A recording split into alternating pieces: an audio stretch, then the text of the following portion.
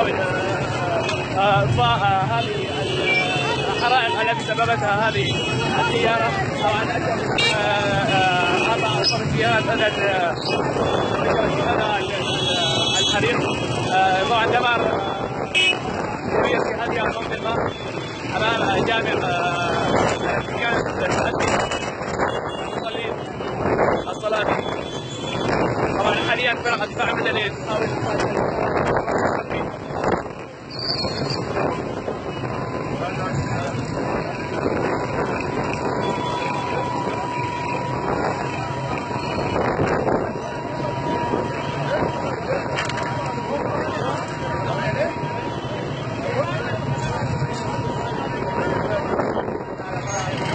عدد السيارات في هذا التفجير من 4 أو 5 سيارات مختلقة بشكل كامل في هذه المنطقة، بالإضافة لدمار كبير في هذه المنطقة أيضا.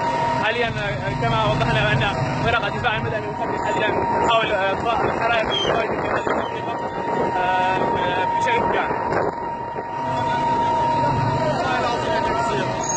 يا شباب والله العظيم يا